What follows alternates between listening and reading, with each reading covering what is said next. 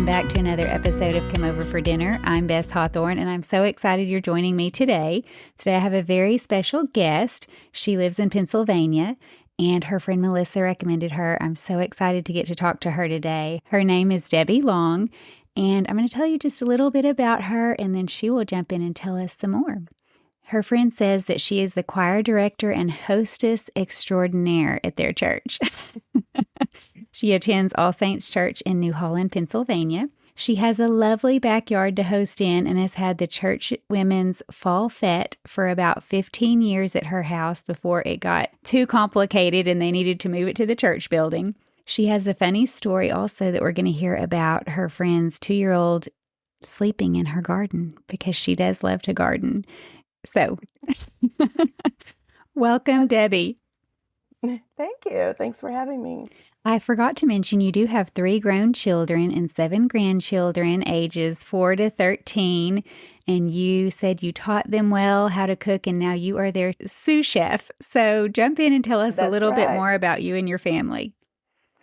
Well, I have 2 sons and 1 daughter, and they are all 3 very at home in a kitchen. They can throw a good party. And I was just talking to my daughter, Brooke, and asking her what some of her memories were. And she goes, "Oh, Mom, the thing I remember the most is that I always had a job.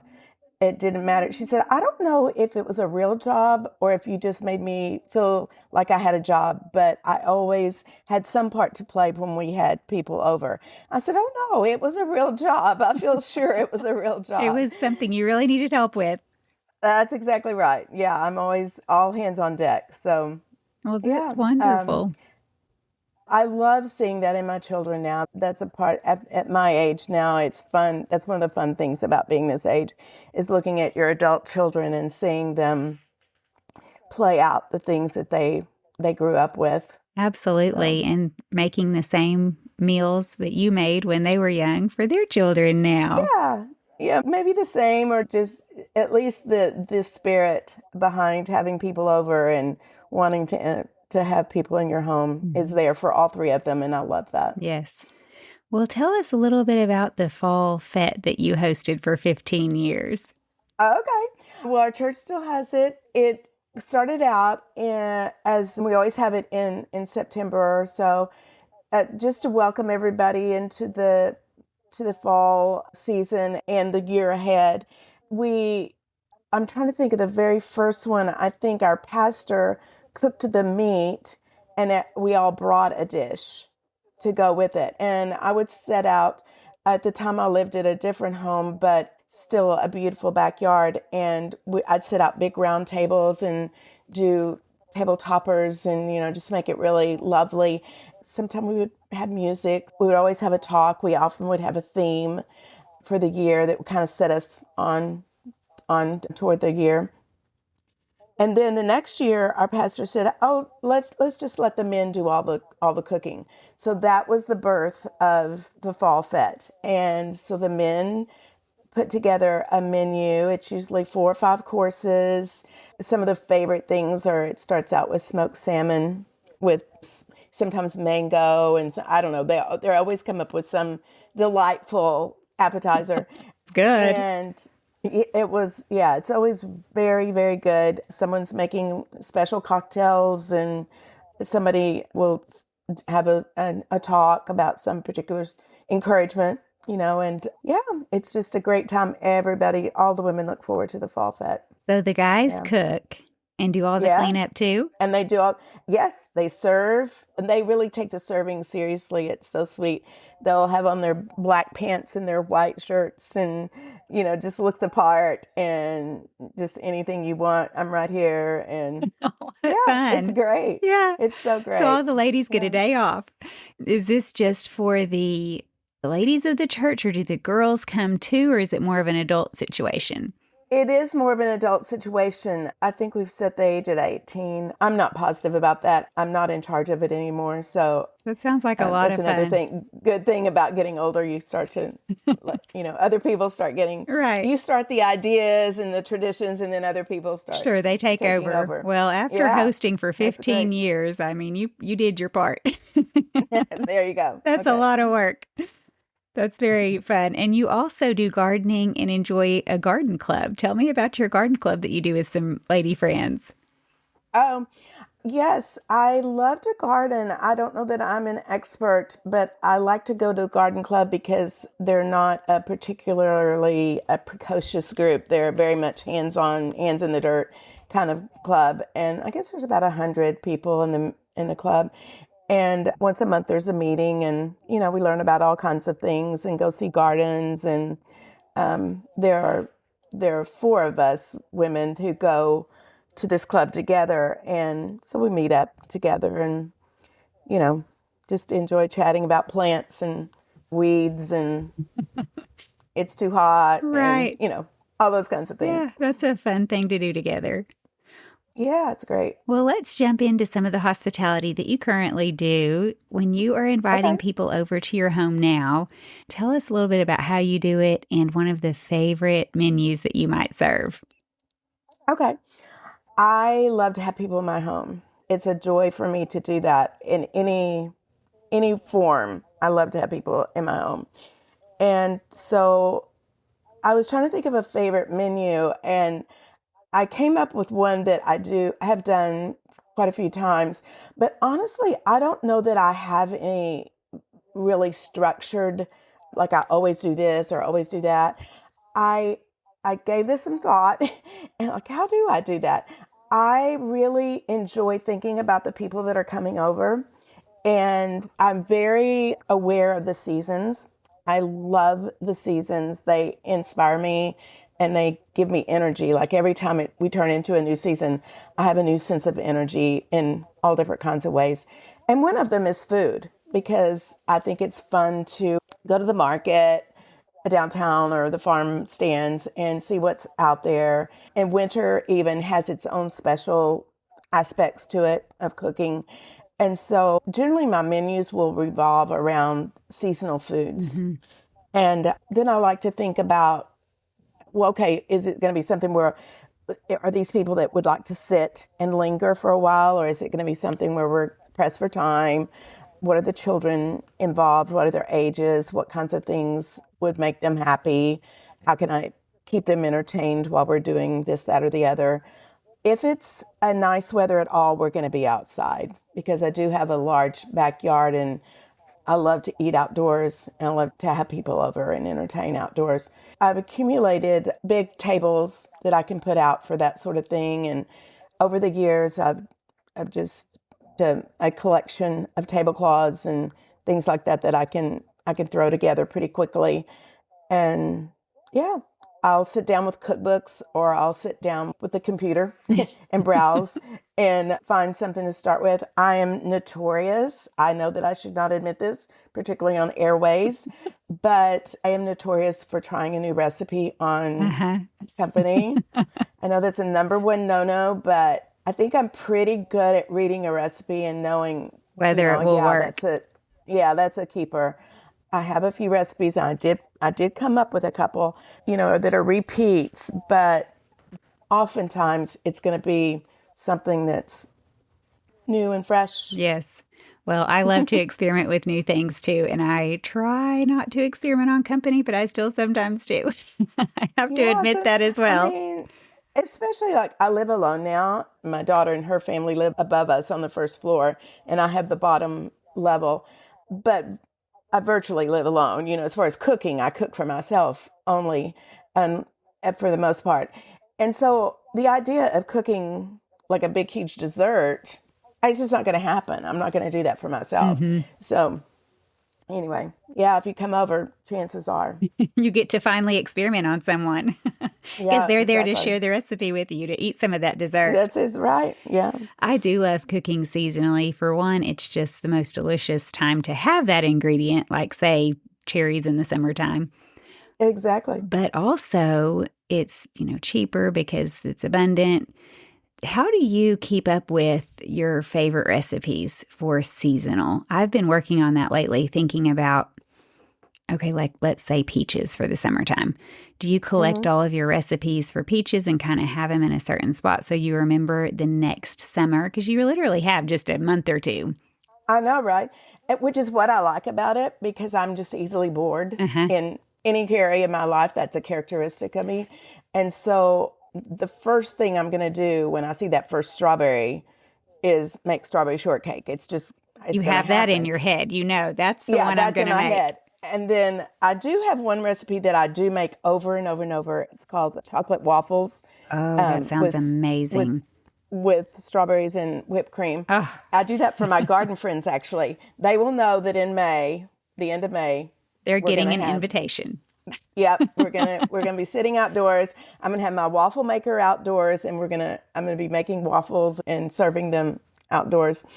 It's quite the treat. No, I keep all my recipes. This was a hint that I got from my son, actually, on Paprika. It's an app, and I love it because it's very neat and tidy, unlike my Like a binder collections.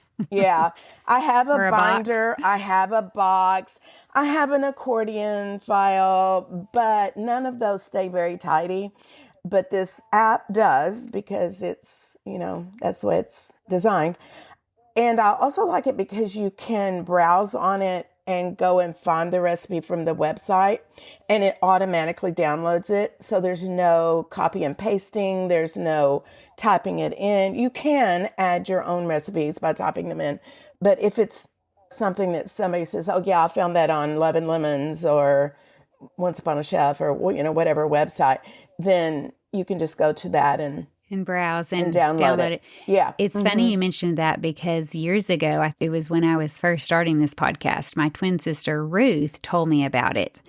Oh, And yeah. I have it on my phone and I absolutely love it as well. I forget to use it as much as I should, but now that you're mentioning it, I really should put all of my seasonal recipes there because I do use it. And like, for instance, I was mentioning cherries. I just recently remembered, the cherry cobbler that we made a couple of summers back. It's in Paprika. And so I was easily able to just type There you in go. a search for cherry. I Yeah. just entered cherry and everything cherry popped up Yeah. and And it's right there. it does have the ability to categorize your recipes. So you could categorize them by, I don't have mine seasonally categorized. I have them categorized by type, like entree, dessert, salad, that sort of thing.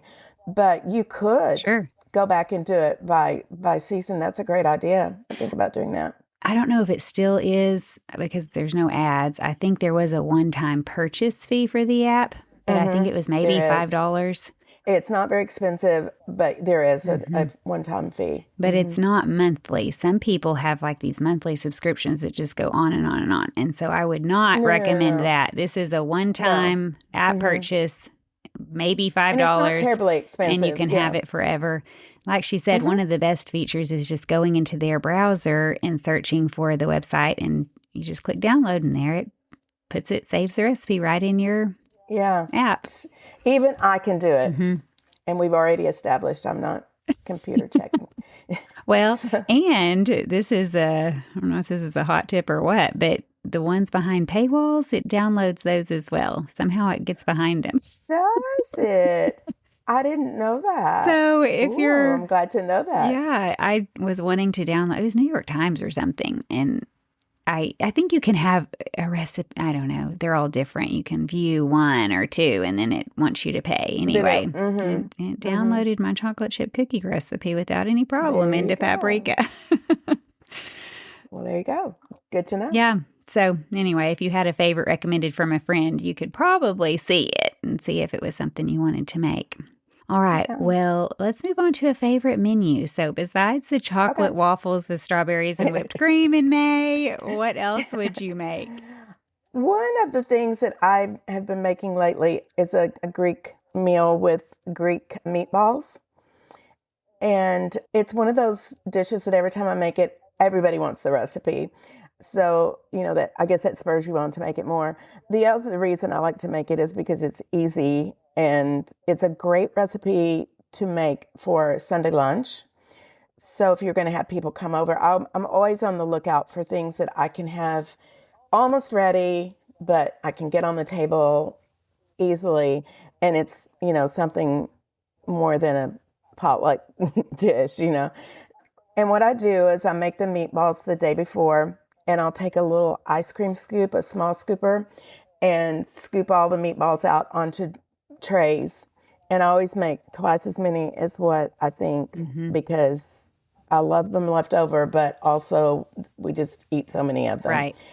And they take 15 or 20 minutes to cook. Yeah, you just put them on a cookie tray in the oven. Yeah. Yep. Like cookies. So I come home. Yep. I set the oven to preheat. Once I walk in the door, start getting the other things out, and then stick them in. And by the time other people are here and we're ready to eat, they're ready to go. And I can do that with pita bread. And then I have this recipe for loaded hummus, which is everybody has just been raving about lately. It's a good hummus recipe. And then on top of the hummus, and just spread it out on a platter, then you can just add all kinds of things and be as artistic as you want to with creating it. But crumbled feta, roasted red bell pepper, or sometimes I'll use those little mini snack pepper because they look so pretty in the different colors, different kinds of olives. Then I sprinkle sumac on the top, and then drizzle a really, really good olive oil on top. Oh, that sounds so good. Yeah, I may be forgetting other things that you could put on top, but anyway. Where do you find sumac? That's not a common ingredient. I have found, we have a Middle Eastern grocery store that is where I bought it. I did not look for it elsewhere. I've never had to buy it. I actually do have some, strangely enough. My friend Becca, it was a few years ago, I think. Maybe it was 2. I can't remember what summer they went with New St. Andrews. Her husband's the president of New St. Andrews, Becca Merkel. She brought me some back from Jerusalem. I think it was. Oh, my word. This was before it got a little sketchy to visit, but yeah, before the war. So I have the real stuff. So I really need to make this and sprinkle some sumac on top. Yeah, for sure. Be delicious. Because I still have it, and I keep thinking, how should I use this? I don't really know. I'm not as adept at Middle Eastern cooking as I should be. I should have mentioned that they were on a tour. They were on a tour with the New St. Andrews College. I think they do a tour every year now. Anyway, different places in the world. That's exciting. But Jerusalem, with the different spices, it would be so fun to go to an open air market where you see pictures of those hills of spices in different parts of the world. And it would just be incredible to taste some of those Bring things. Those back. Yes. Oh, an experiment. I know. When I see things like that or get a little taste of them, I feel like, oh, I don't know anything about cooking. Like anything else, the more you do it, the more you realize how much you don't know. Exactly.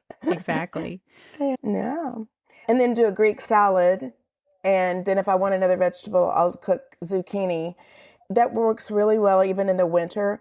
If it's in the summer, sometimes I'll put some chicken on the grill as well, if it's a large crowd, because there again, I can have some thighs marinating with some kind of Italian type or Mediterranean type marinade, and throw them on the grill, same time frame. So it really makes a good feast type of meal. Oh, that sounds incredible.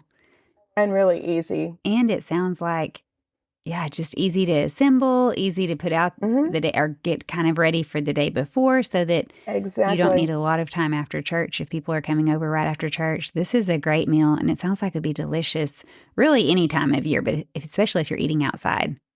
Mm-hmm. Exactly. Yeah. Yeah. Do you normally serve a dessert with this meal?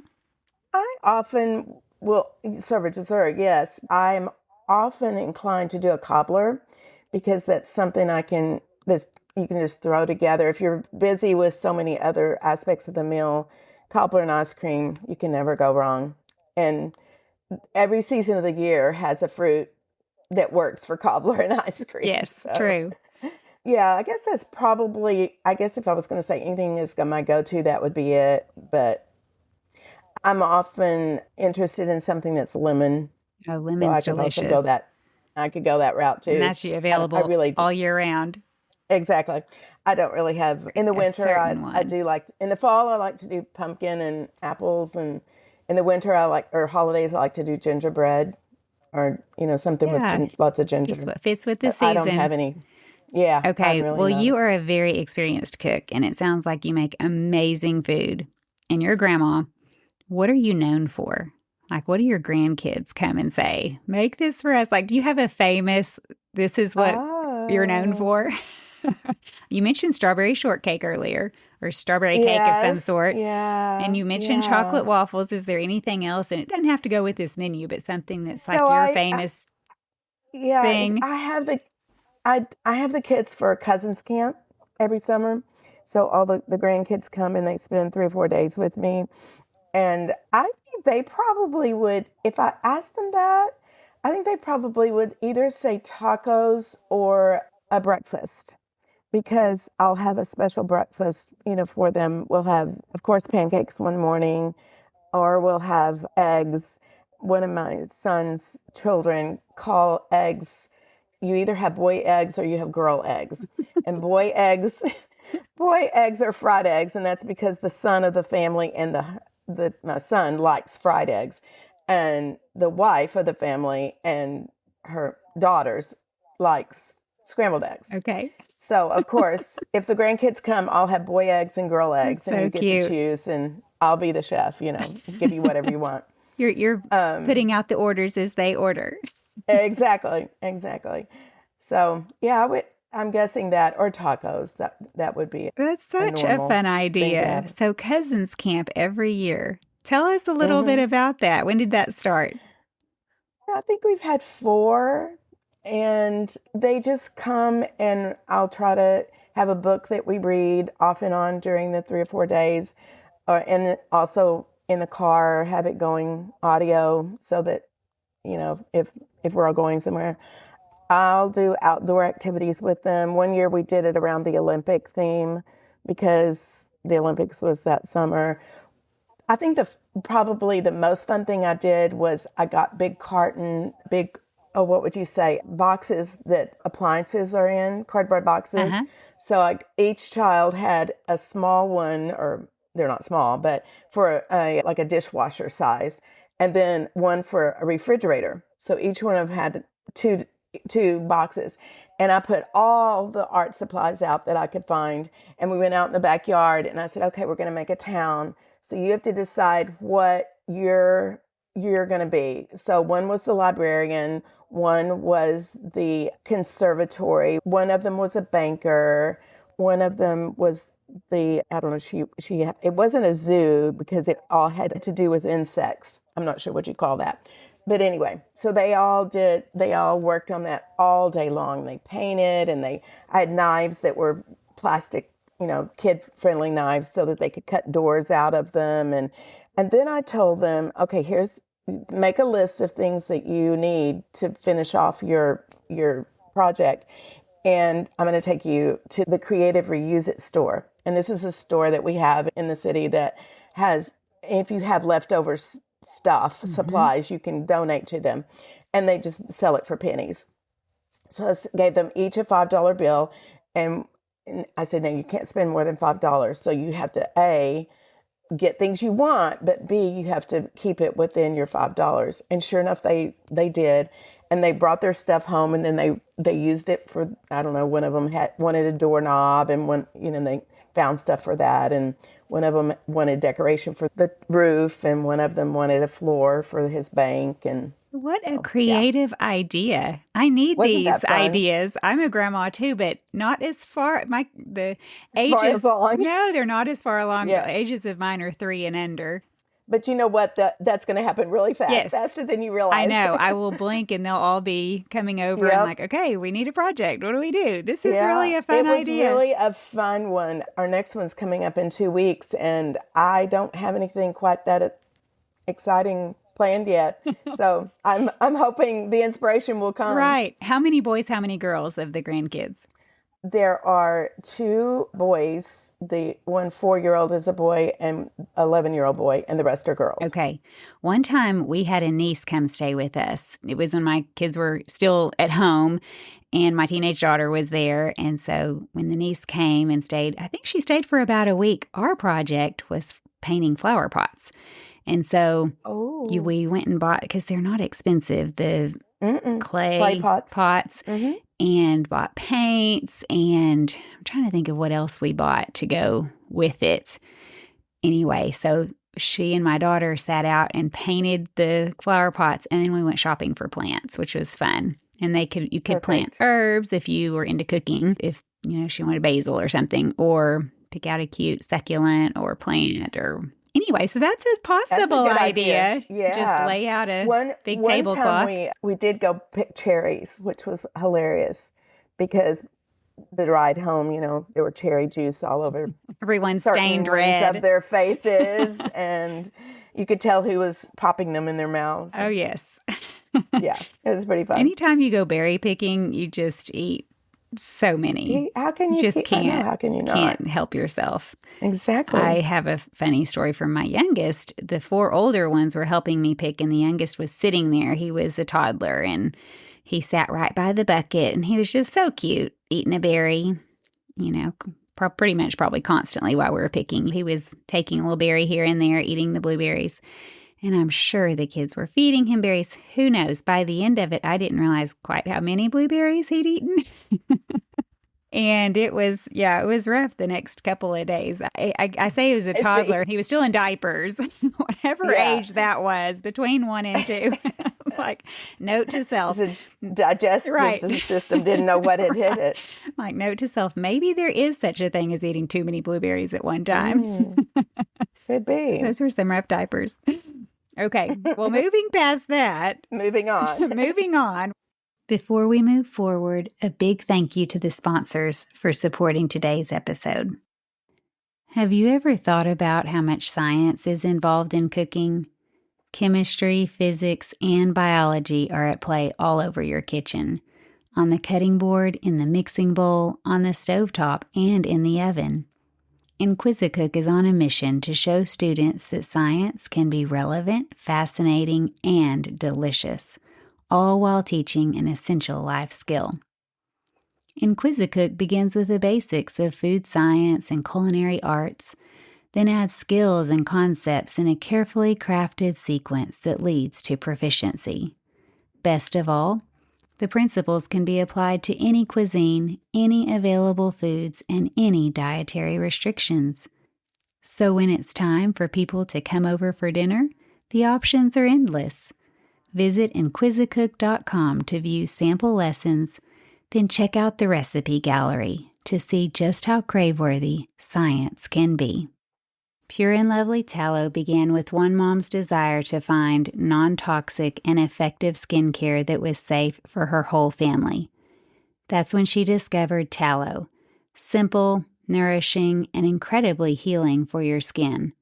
Each product is handcrafted in small batches with just a handful of wholesome ingredients, using organic and grass-fed tallow sourced from small Minnesota farms.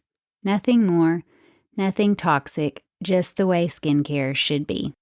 Whether it's everyday moisture, calming an eczema flare-up, treating your baby's diaper rash, or soothing hard-working hands, Pure and Lovely Tallow is made for the whole family. Check out their whipped tallow, deodorant, lip balms, and more at pureandlovelytallow.com. And because you're listening here, use code BESS for 10% off at checkout. What is one of your favorite shortcuts or time savers when you're having people over? We've talked about making things ahead of time, like you make your meatballs ahead of time. Do you have any other tips for us? I try to do everything that I can do beforehand. Like, I generally will serve an herbal iced tea just for people who are not going to want to drink wine or, that sort of thing. So I will have that made. I'll have things hopefully set out, for the table to be set. If we're going to be outdoors, then I'll set everything out on my kitchen table ready to go take it out, because I can't do that until the very last minute. There's plenty of birds and squirrels and whatever. So that would not, doing that ahead of time wouldn't work. But that being said, I may or may not get it all done before, but I do try, because I tend to, I'm a fairly organized person, and I'll work really hard, prior to the guest coming in, but when the guest comes in, then it's like everything's up for grabs. I mean, I'm gonna continue to do what I need to do, but it will not be as efficiently Oh, I'm the done exact as same way. yeah. My brain My doesn't fire on all the cylinders when I'm nope. trying to multitask that hard. I'm Like when I'm I am trying not a to be a multitasker. good hostess, talk to the people, welcome them, and make sure they feel like you're present. You're not kind of Right. talking but not even looking at them. You're thinking about something else. Anyway, so you're trying to do that, and then it's like, oh, but meanwhile, something's smoking on the stove. It's like, hold It's on. my daughter and I were just talking about that, and she goes, "Yeah, Mom, it's the nuts. If I haven't toasted my nuts and try They're to do gonna that be at the last burnt. minute, they're gonna be burned." Yes. It's just that's just the way it works. That's me with if you want to toast or broil some toast or broil something in the Yeah, oven at the very yeah. end. It's like I want to make the bread hot and just toast it a little bit on the top. I love doing the Hmm. fastest bread you can do.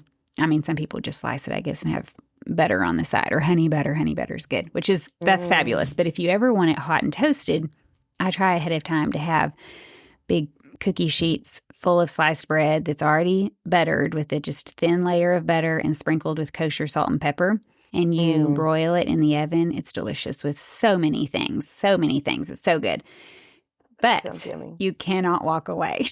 I know. If you do, I have it's learned. gone. I have learned to nab somebody and say, "Okay, would you mind just being in charge of this Yeah. bread, and or in charge of whatever's in the oven?" Because yeah, I'll just Yeah. forget One time I every gave time. the job, I don't remember if it was to a son or husband or somebody, and they said, yeah, and I saw him set a timer for 2 minutes. I'm like, no, not 2 minutes. I No, mean, literally you like have to 30 watch seconds. Open the oven, see if it's toasted. Close it 30 more seconds. Look at if every you 30 if you seconds. You set have a to do it. timer for 2 minutes that we're gonna have black bread. It's gonna Yep. be trash. So funny. Okay, well, that's a great tip. What is your best prep tip for when you know you're having people coming? You said you're organized, you work ahead of time. How would you recommend for people who are thinking through, oh no, people into my home, it's a mess, or whatever? Mm, Just kind of some of the organization you do. I know you said you got recipe inspiration from the internet and mm-hmm. seasonal ingredients. So Mm-hmm. maybe if you have something else there, or how Um, you prepare your house. well, I mean, I like for my home to be tidy. I like for the gardens to be tidy. And if I know that I'm going to be having a guest, then I'll kind of back that up during the week and say, okay, and I'll even look at the weather and go, okay, this is a good day for me to go out and make sure this is ready, or the that do I have charcoal for the grill, or that kind of thing. And I will make myself a list of each day what I should do, but that makes me sound like I always have it together, and I wouldn't want you to think that, because that would be an untruth, and that just wouldn't be right. I work really hard to try to have it together, but honestly, I'm kind of fly by my seat of my pants. It just when things will happen inevitably. It It's doesn't just matter how life. well I've tried to plan. Yeah, it's just things are gonna not happen correctly, and then I'm pretty good at flexing, That's good. and That's I a don't let great tip right things. there is just don't let things bother you. Yeah, I really don't. Like I said, I'd really love to have people into my home, and I consider it like a gift, like it's something I can give to them, and so I don't want anyone to be worried if something goes wrong, and I try not to be too flustered about it. Now, Just somebody listening is probably going to go, "Don't you remember that time you were really flustered?" And maybe there are, I don't know. But generally, I think I pretty much roll with the punches. that's a great way to be. Well, you've mentioned that you really enjoy having people over, all kinds of people into your home. So, Hmm. who all do you typically try to invite, and why do you think it's Mm. important? Okay. Well, I think hospitality is just one of the best ways that we can love people. And in a world where we're often fragmented and we're often too busy to stop, and all those things that we don't necessarily like about our culture, I think having people over and just having table fellowship with them is so important. I view it almost spiritually, that it's a lesser table of the grand table. Mm-hmm. I often think about when there's just so many times when we're having people over and the conversation is rich and the laughter is so prevalent. You just get that sense of this is good. Mm-hmm. This is really good, and this is a good part of life. This is a good part of what God, gave to us: good food, beauty, good friends, and I often think, this is going to be really amazing when we're at the great table of our Lord. Yes. And so yeah, it's a really important thing to me. And then I've been fortunate in my life to various traditions that have come and gone. I have some friends that we have oyster night a few times a year, and we'll all bring a dish and then get raw oysters. And for the longest, we would buy them already on the half shell. And then during COVID, they didn't want to do that when they opened right back up. And so one of the guys said, "Oh, I'll learn how to do that." So now he shucks the oysters, and it's just the grandest night. We just have so much fun. I look forward to it every time. Yes, having So that's pre-planned things like that is a lot of yeah, fun. just it is. There's something about having a tradition like that you come back to. It's very very reassuring. Mm-hmm. It's Yeah. comforting and very Mm-hmm. special. And you It can is. plan for it. You can Right. have it on your calendar, kind of clear the day, Yeah. prep your One food. thing I've done this summer, and actually came from your podcast, somebody was talking about doing tacos. I think I don't remember if it was what they were. I think maybe it was they like to do it after church on Sunday. I'm not sure about that, but on a Blackstone.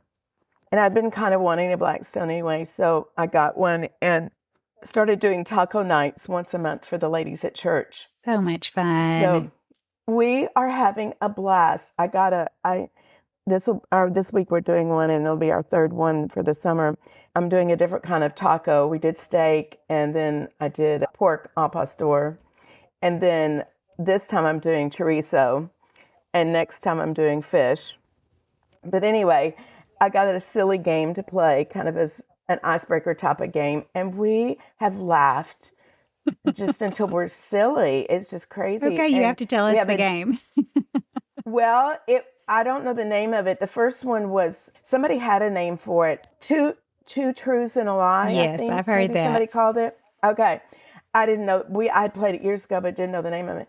And then this last time we played something where you have pieces of paper, and it's kind of like a gossip game, except you write you put a phrase on a paper, send it to your neighbor, and they on a different paper write their description of that, like draw their description of it.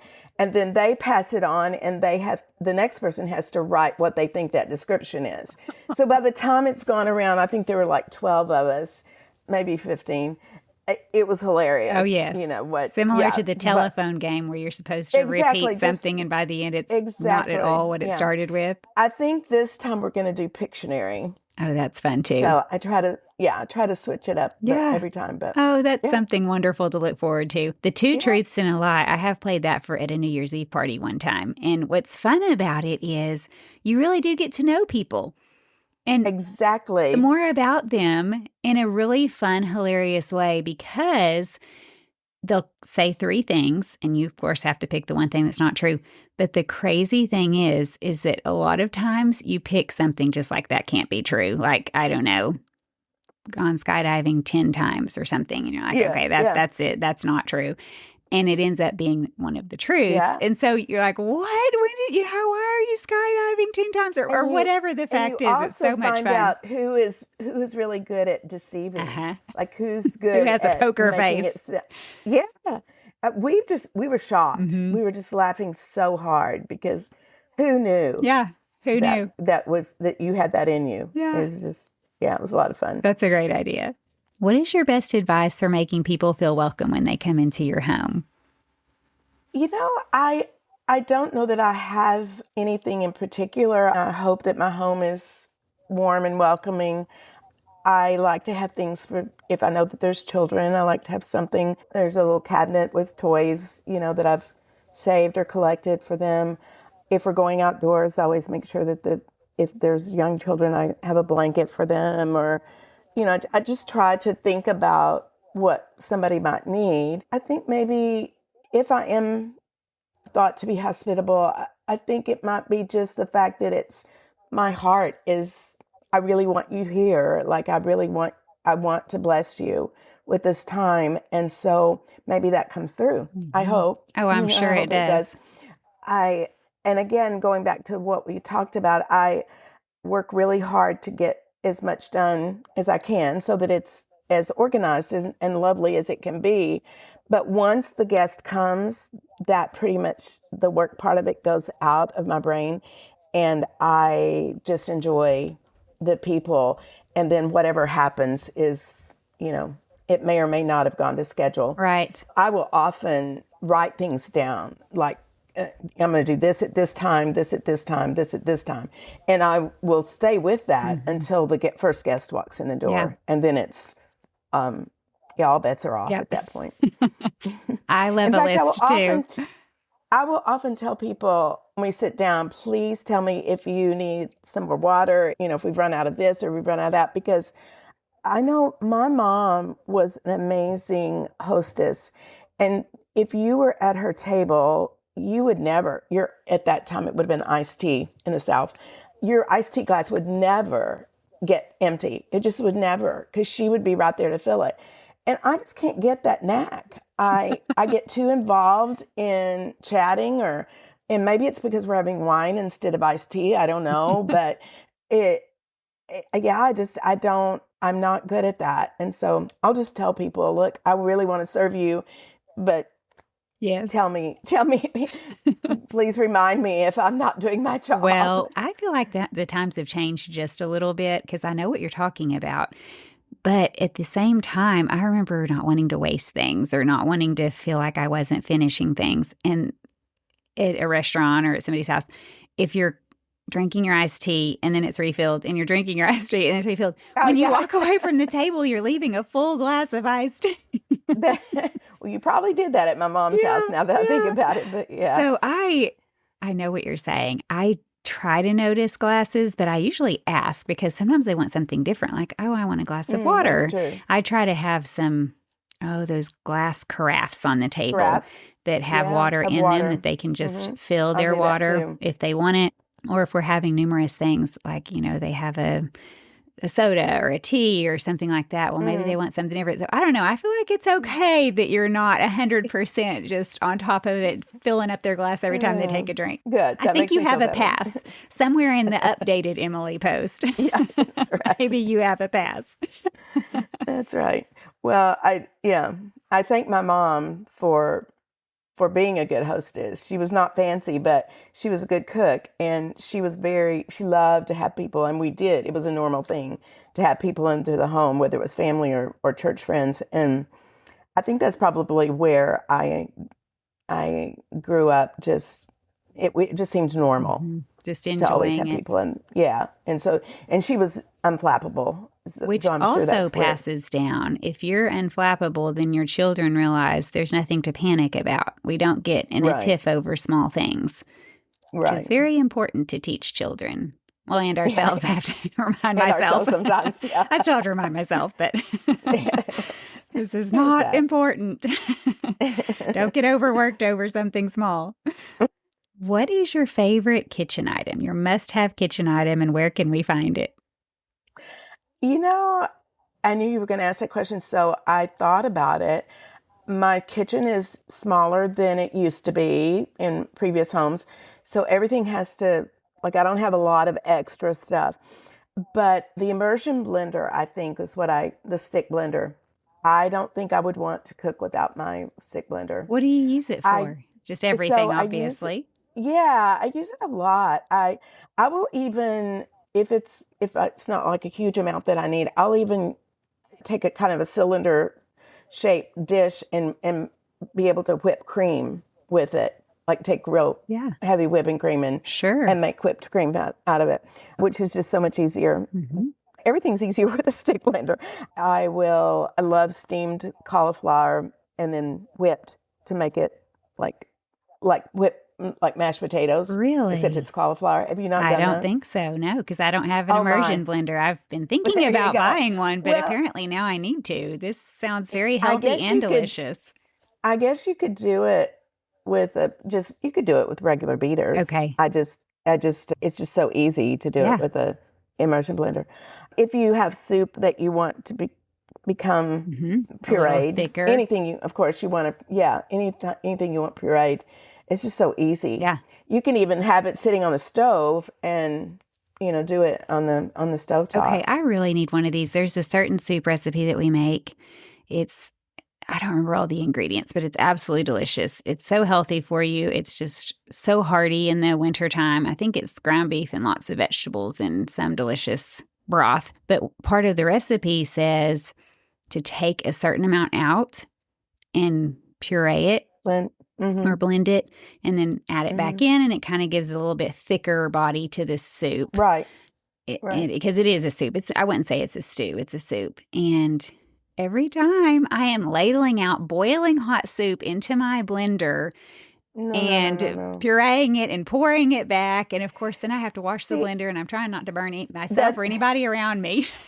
that's what I was going to say. That's so messy. Yeah. And that's what the immersion blender takes all of that out, and you don't have to clean the blender. I love a blender, but honestly, that's just one of the biggest pains to clean Uh-huh. is a blender. Yeah. And it's just so easy to use that stick blender. And they're not expensive. Do you have a favorite brand or I don't. size? I guess I they seem to be kind of a they universal size. Yeah, I think they're universal as far as size, and honestly, I don't even know. Maybe mine's a KitchenAid, but I don't even know that. Okay. Well, Whatever somebody gave me for Christmas one year right. when my other one broke. Yeah, Exactly. yeah, I was yeah. looking up the name of the soup. I'll have to post it Oh because I think it yeah, has yeah. lentils in there too. Ooh, And my yeah. daughter, I'm wondering if I've already posted it. I can't really remember. If I haven't, I should. She has perfected it. So it started off as a recipe from somewhere.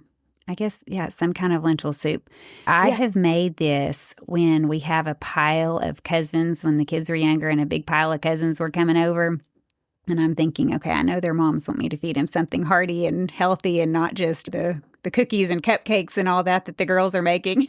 Right. So she has taken it and she's really perfected it and made it better. So I'll have to post it with all of her changes because it is perfect for fall or winter. And yeah, so delicious. So anyway, okay, Sounds I good. love that recommendation. And now it's really spurring me on to quit putting off buying an immersion blender because I know I've had this recommended to me before, seen people using it. It's just so easy. And it has such a small footprint to store as well.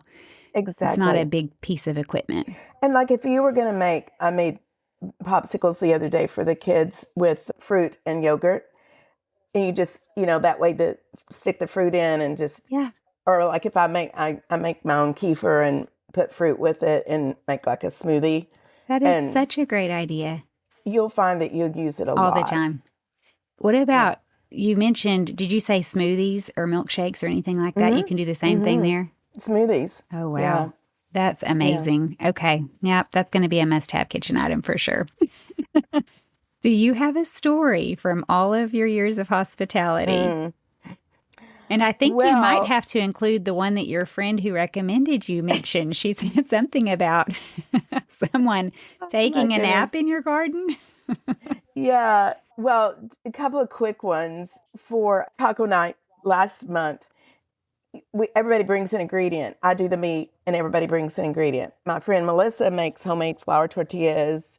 My other friend brings her corn tortilla press and makes homemade corn tortillas. But that particular night, I think about 3 different people couldn't come, and one of the persons that couldn't come was bringing the chips. And I just didn't even think about it. And we were all getting ready to go and getting seated. And there's this huge bowl of guacamole that someone brought. It looked so amazing. And we're going, oh, wait, we don't have any chips because so-and-so was going to bring the chips and their daughter has pink eye or whatever it was. And so somebody said, well, wait a minute. We've got all these corn tortillas. Hey, Sonia, can you just make a few more corn tortillas and we'll fry some? I go, yeah, I've got lard in the fridge. So a couple of the gals sat over and got a big pan out and fried tortillas, to make chips.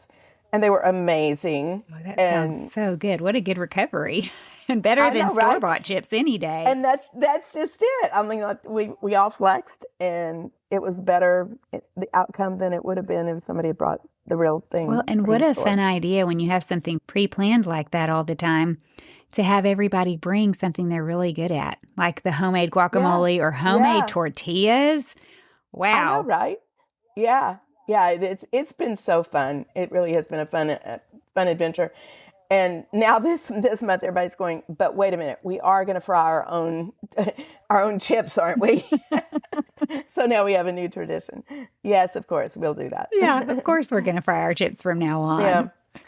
Another funny thing that in every Christmas Eve for years and years and years, my family would have dinner, and it was a certain a certain menu, and we would invite a different family over every Christmas Eve, and formal table setting, and won't go into the menu, but the dessert was croquembouche. Do you know croquembouche? I've heard of it.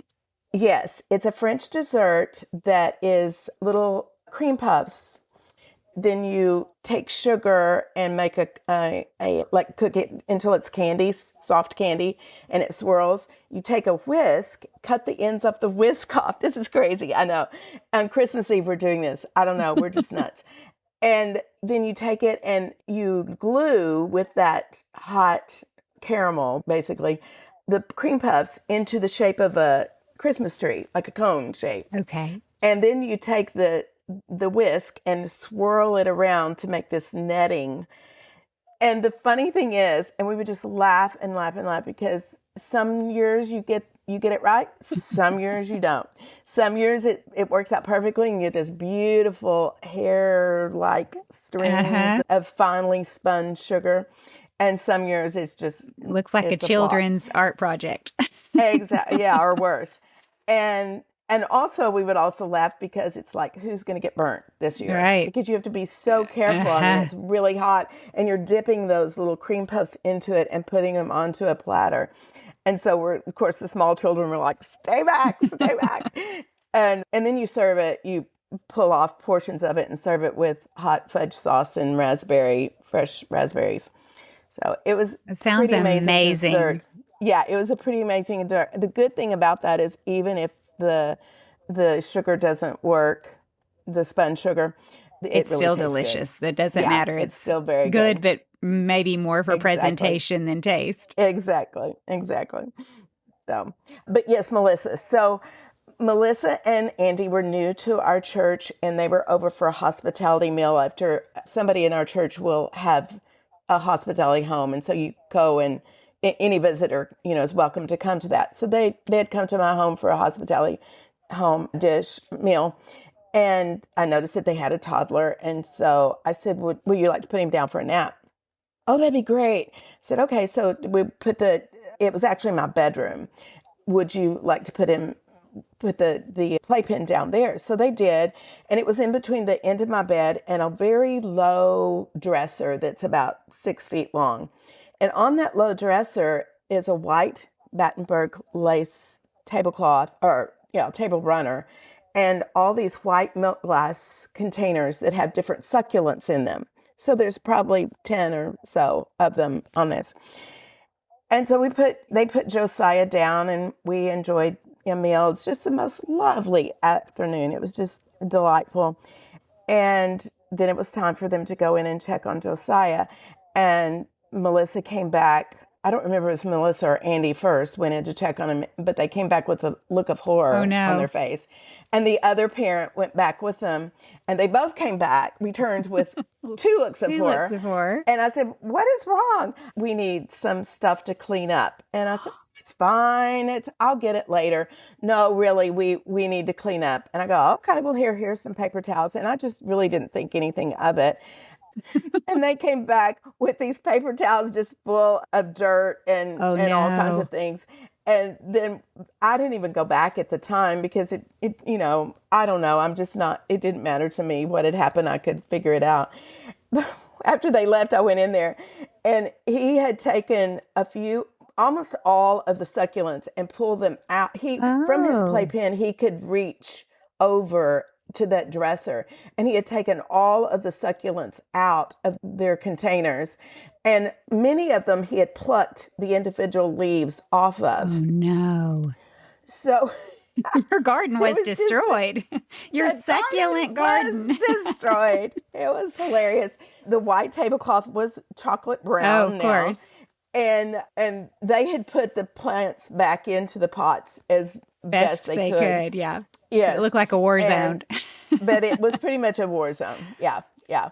So, but the good news is the, little bleach, and the white tablecloth is bleached and ironed and back on my chest, and all of the plants survived except for one. Oh, so, wow. hey, They are pretty hardy plants. That's not bad at all. And look at you go, not being flustered about it at all. That's wonderful. Well, plants are it was pretty replaceable. funny. Plants are replaceable. Little people are not. Exactly. Yes, when they're pretty funny. If they're small enough to be put in a playpen for a nap, they are feisty enough to reach anything. And if they're not laying down, you got to see what their reach is. The next time they came, we did put the playpen in a different area. We'll say that. Something that was not I did learn my lesson there. Accessible to plants. Exactly. Oh, kids are funny. Well, just on a quick side note, tell me a little bit about your hospitality rotation at church. Is this something that someone signs up for weekly? Mm-hmm. Yes. Yeah, we almost always have somebody, and you just go around and they announce it and introduce you during the announcements before the service begins.